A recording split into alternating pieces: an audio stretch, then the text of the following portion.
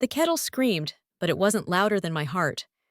Rain trickled down the kitchen window, masking the tears already brimming in my eyes. The scent of burnt toast clung to the air, and the twin girls, just 2 months old, lay swaddled on a blanket nearby, dozing after a long night of crying. I turned as the front door opened. Eric stepped in, his face stone cold, eyes flicking to the girls without emotion. His shirt was half-buttoned, hair slicked with rain, and something about his silence sent a shiver through me. "You're late," I said softly, hoping to keep the tension down. "The girls have been fussy all morning." He didn't respond. Instead, he walked past me and tossed his keys onto the counter like he was returning to a motel room, not a home. "I can't do this anymore, Maya." I blinked, heart pounding. "What do you mean?" "I mean I'm done. With this. With all of it." I stepped closer, my voice barely above a whisper. "You're their father. My husband. We're a family." He shook his head and laughed bitterly. "No, you and those two screaming babies are a prison I never asked for. I'm too young to rot in this life. I don't want to wake up at 2 a.m. to change diapers. I want to live. I want freedom." His words left me breathless, like a gut punch. "You promised me." "I promised a lot of things when I thought life would be fun. This isn't fun. This is suffocating." Ava stirred in her blanket, letting out a soft cry. I instinctively stepped toward her. Eric looked at her with annoyance. "You can't mean this," I said, picking up the baby and rocking her gently. He walked to the bedroom and emerged 5 minutes later with a duffel bag. "You're really walking out on your daughters?" I asked, my voice breaking. He hesitated for a moment by the door. "They won't even remember me. It's better that way." He left. No goodbye, no forwarding address, just the slam of the door echoing behind him. The days that followed were filled with numbness. I moved like a machine. Feed, burp, rock, repeat. Nights blurred into days, and sleep was a luxury I could no longer afford. Bills piled up faster than I could count. Diapers weren't cheap. Formula was a small fortune. My savings, what little I had from my part-time bookkeeping gig, was gone in under 2 months. I applied for food stamps and cried in the social services office when the clerk called my name like it was just another case. And yet, through it all, the twins gave me purpose. Ava had a way of holding onto my finger like she believed in me. Arya, with her wide, curious eyes, would follow every movement I made. They didn't know we were barely surviving. They only knew they were loved.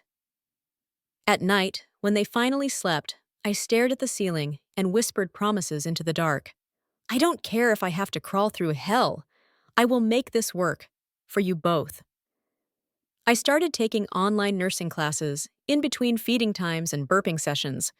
My neighbor, Mrs. Langford, a retired school teacher who lived alone next door, offered to watch the girls a few hours a day so I could take on a shift at the local diner.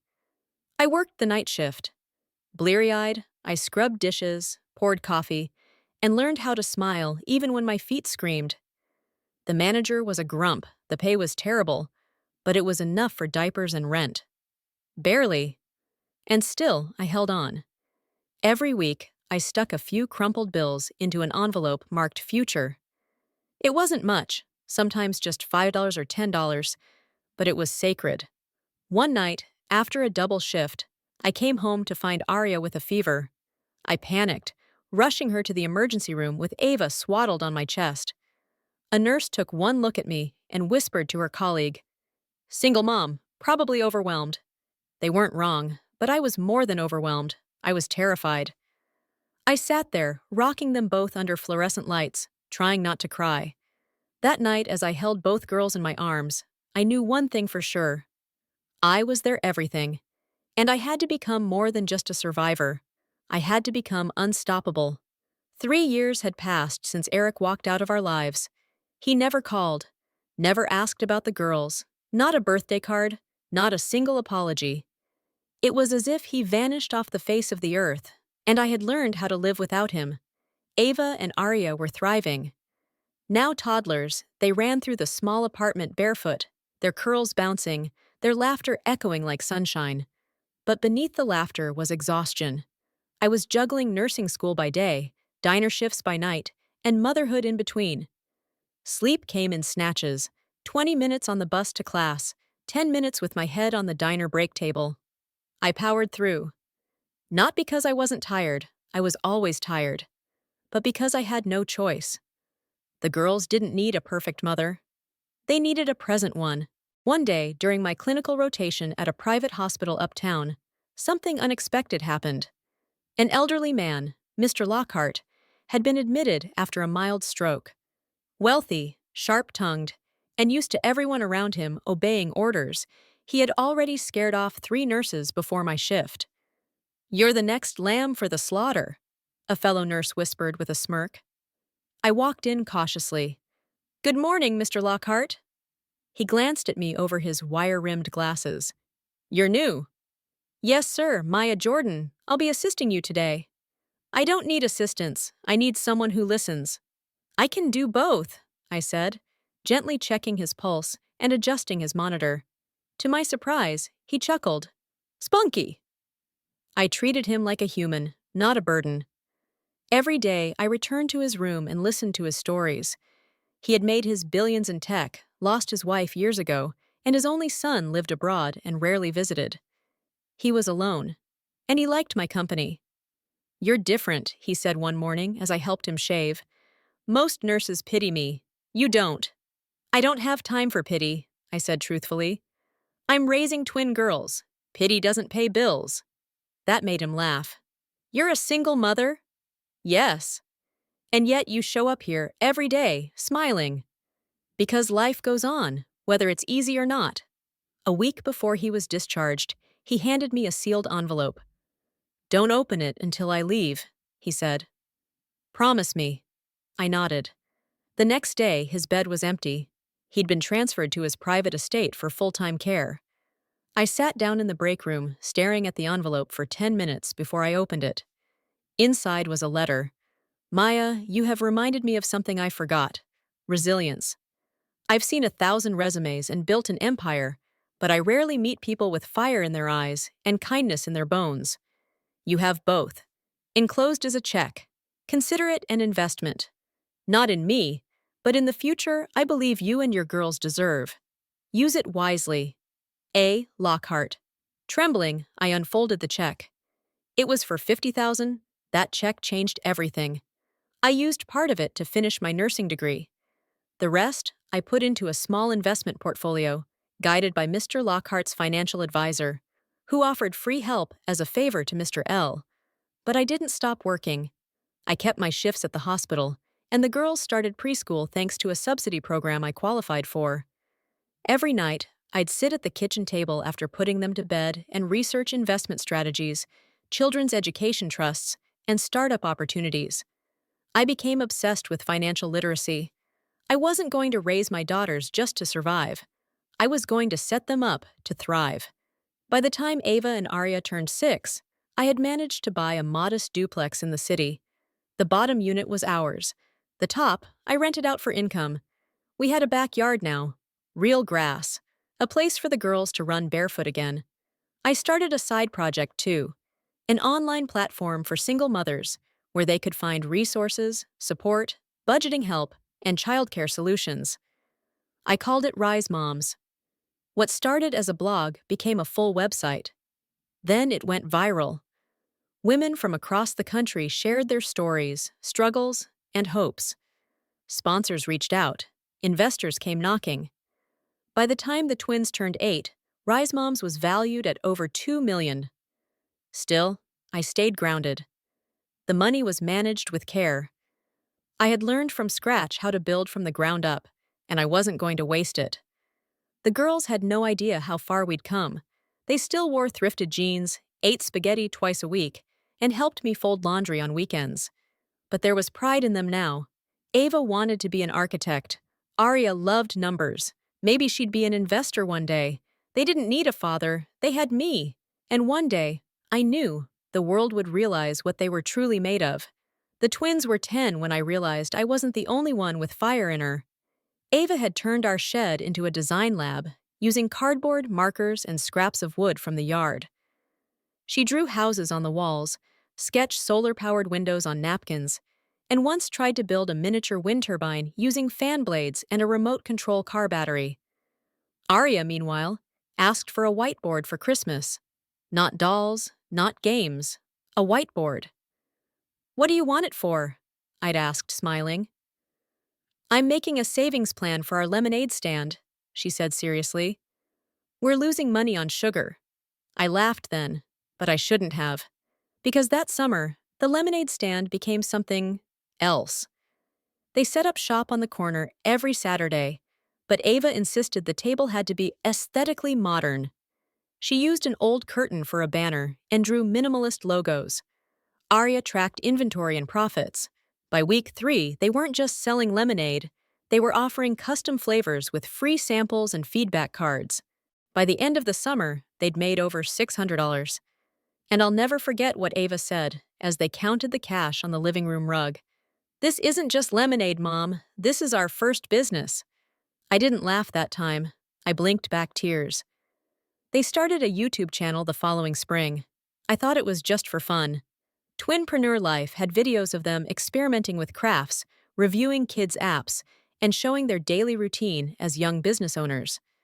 What I didn't expect was that one of their videos, 10 Ways to Start a Business Before You're 12, would go viral. Within weeks, they had 20,000 subscribers, then 50,000. Sponsorships followed, kid-friendly tech brands, learning platforms. Even a major educational toy company wanted a partnership. I had to hire a digital manager just to keep up. By the time the girls turned 12, they had released their first mobile app, Goal Buds, a chore and goal-setting tracker for kids, designed by kids.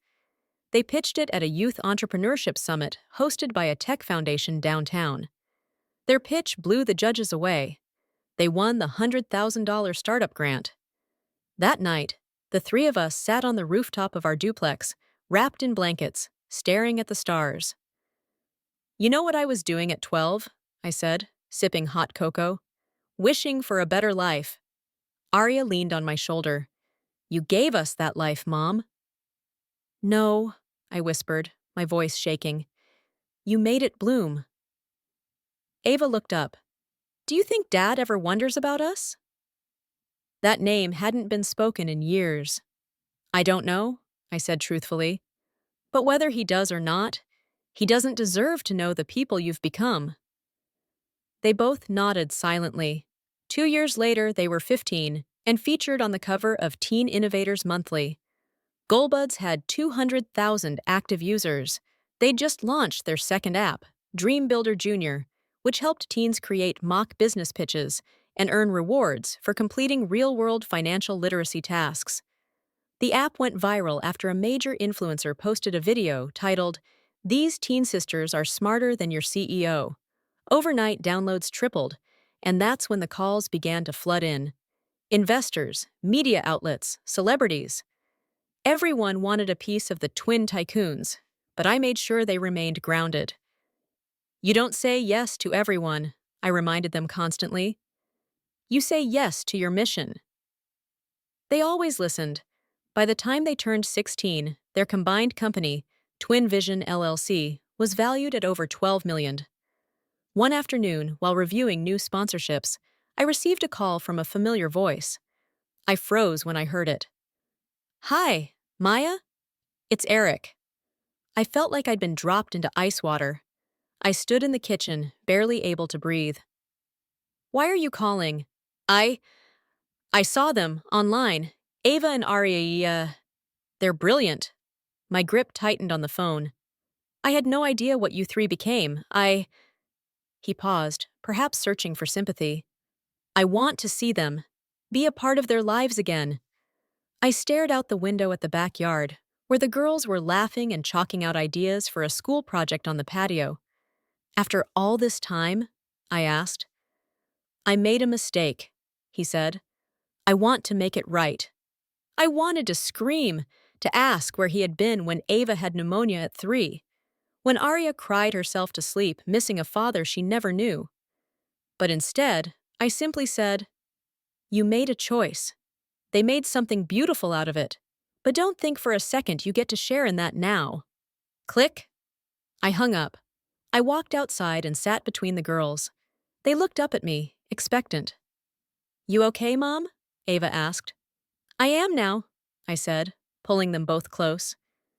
It started with a headline: Father of twin tech mogul steps forward after 13 years of silence. Then came the photo. Eric wearing a blazer 2 sizes too big, sitting across from a local reporter with watery eyes and carefully rehearsed grief.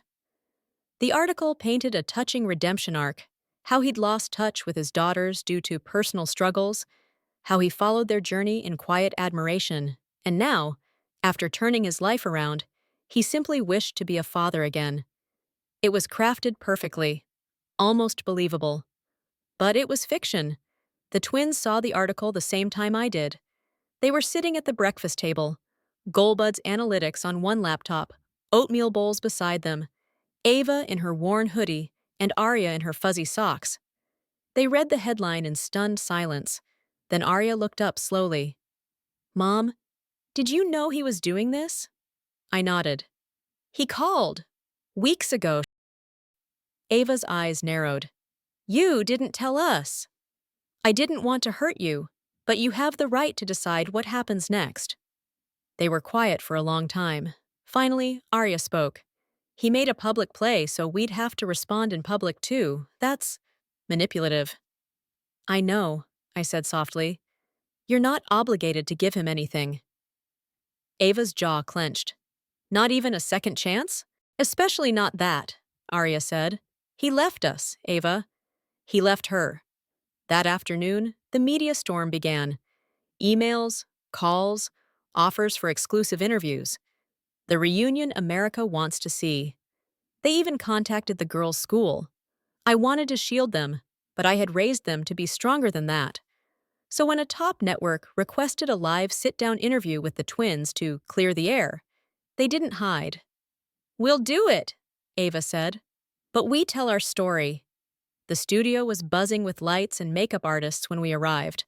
I stood backstage while they sat under spotlights, two poised young women in matching navy suits they picked out themselves. The interviewer smiled. Thank you for being here, Ava and Arya. Let's talk about your father. Ava nodded. Let's. Arya leaned forward. We want to clarify some things, because our story isn't his redemption arc. They didn't cry, they didn't rage, they told the truth. How he left when they were babies. How he never called, never supported them, never even sent a birthday card. How they didn't grow up with a father, they grew up with me. And we're not broken, Arya said. We didn't rise because he left. We rose because our mom stayed. Ava turned to the camera. You don't get to walk away from people and then decide you want credit when they bloom. The interviewer sat in stunned silence. It wasn't an attack. It was a statement of fact, and it was powerful. The response was overwhelming. Social media lit up with messages of support. Team Twinpreneurs #mom is the real MVP. Bloom without him. Even celebrities reposted clips from the interview, praising their composure, their clarity. The network aired a follow-up segment about our journey, from the diner waitress to the duplex to the digital empire. A week later, I got a letter in the mail. Handwritten. From Eric. It was short. I'm sorry for what I did to you. I watched you raise them into everything I never was. You're right. I don't deserve to know them now. Take care of them, Eric. I read it once, then burned it in the sink. Closure didn't come from him, it came from us. The girls took everything that happened and turned it into fuel. They launched a new foundation, Rooted Rise, offering startup grants and mentorship to girls from single-parent homes. Because not every girl has a mother like ours, Ava said at the press conference. And every girl deserves a chance to rise anyway, Arya added. Their foundation partnered with national nonprofits. They were invited to speak at high schools, conferences, even the United Nations Youth Forum. And through it all, they remained humble. Every time they returned home, they helped with dishes, laughed at old family videos, and fell asleep on the couch watching cartoons like they were still 10. The past didn't disappear, but it lost its power. We had rewritten our story. Not one about abandonment, but about resilience. Not about loss, but about legacy. Because what Eric didn't understand is this: you can abandon people, but you can't erase their worth. You can't stop them from becoming everything without you.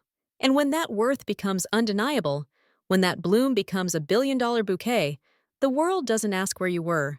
They ask who raised them. It was a cold October morning when the call came.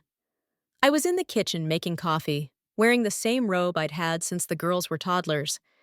The cat was rubbing against my leg, and the kettle was just starting to hiss when Ava burst through the door, laptop in hand. "Mom!" she gasped. "You have to see this!" Arya followed, grinning like she'd swallowed a secret. Ava placed the laptop on the counter and hit play. It was a live feed from CNBC. A historic day in tech entrepreneurship as Twin Vision, the company founded by sisters Ava and Arya Bellamy, has officially crossed a $1.1 billion valuation following their acquisition deal with Future Spark Ventures. I froze, coffee cup halfway to my lips. "Wait, is this?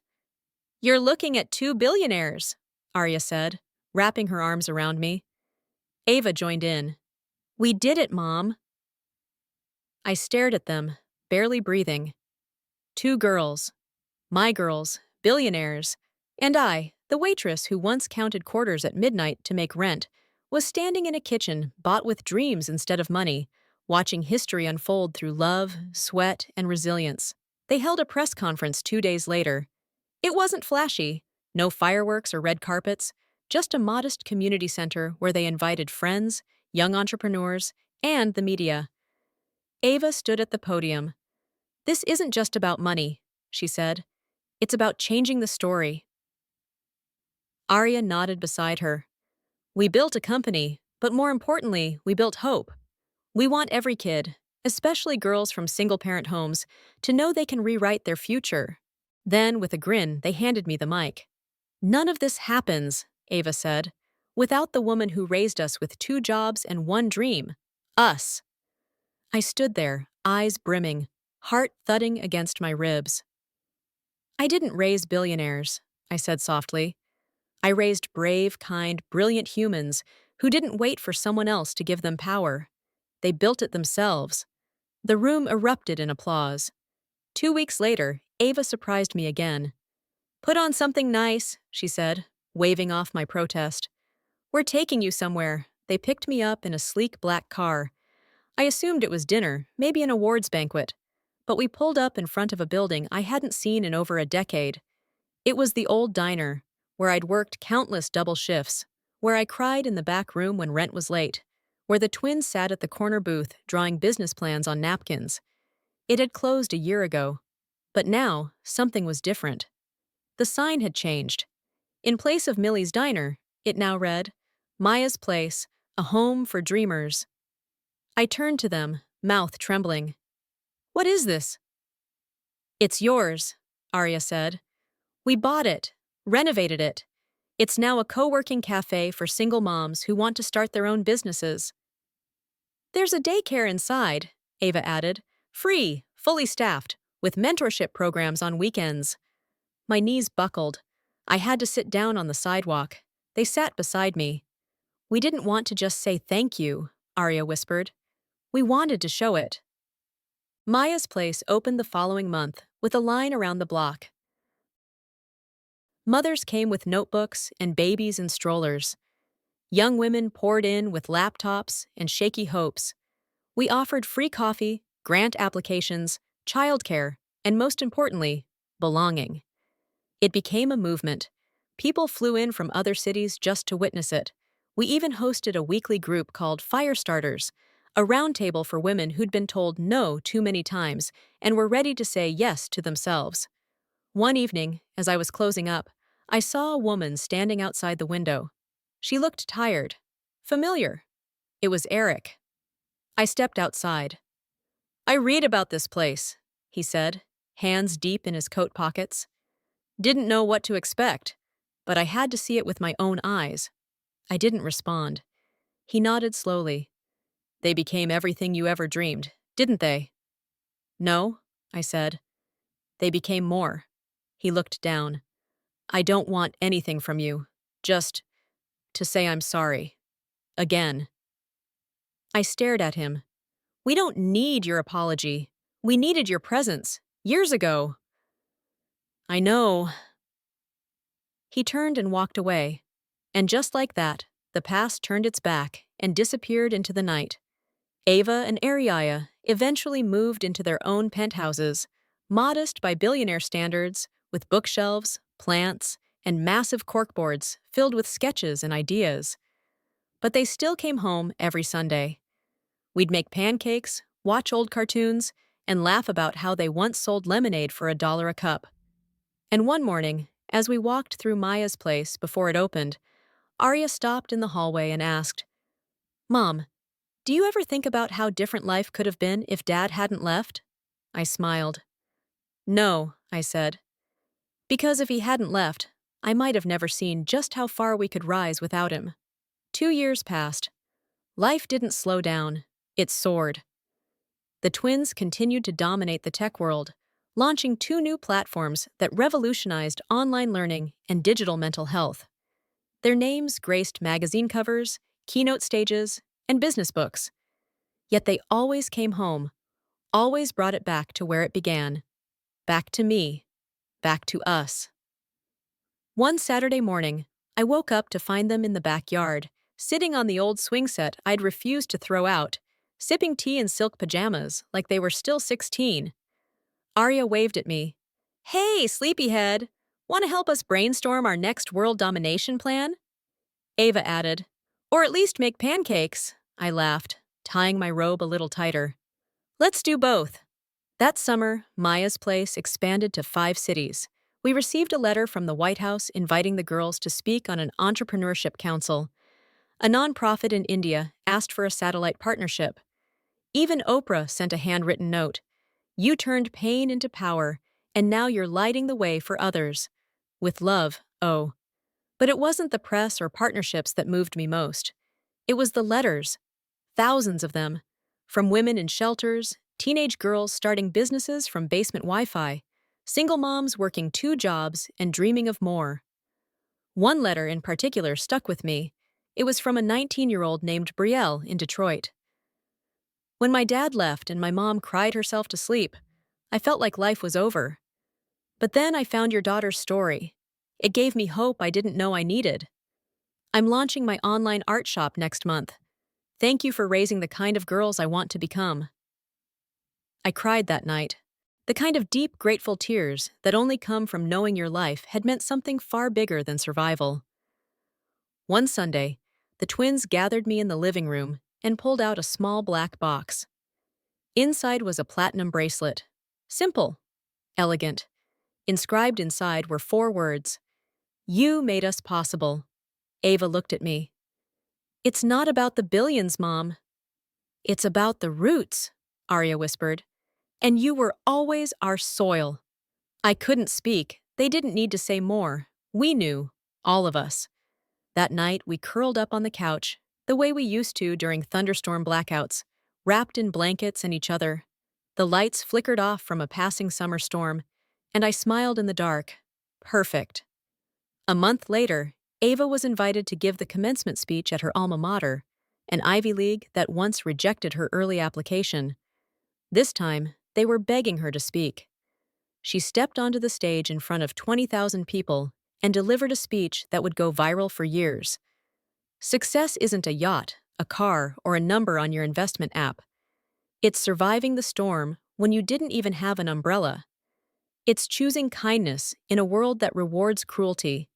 And sometimes, success is being raised by someone who refused to let your future die in the darkness. She paused, looked toward the crowd. I owe everything to the woman who didn't get a degree, but got up every day and built a future anyway. My mom. I sobbed into a tissue backstage, hidden behind the curtain. They never forgot where they came from. Eventually, life settled into a beautiful rhythm. The twins didn't just make money, they made meaning. They invested in education, housing, climate tech, and women-owned businesses. They didn't buy castles, they bought schools, clinics, hope. And every year, on the anniversary of their company's founding, we held a small family dinner at home. Not in a mansion, not in Paris, in our original duplex, which they'd bought and renovated to keep exactly as it was. Flawed, small, filled with soul. "This is the birthplace of everything," Arya would say, lighting the same old scented candle that once masked the scent of burnt toast. And they'd sit on the living room floor, eating takeout noodles and drinking cheap sparkling water, laughing at how far they'd come. One fall evening, after we closed the last Maya's place for the night, I sat outside and watched the stars. I thought about all the versions of us: the struggling waitress, the tear-streaked toddlers, the awkward teenage coders. I thought about Eric, who once told me I'd never make it alone, and I thought about how wrong he was.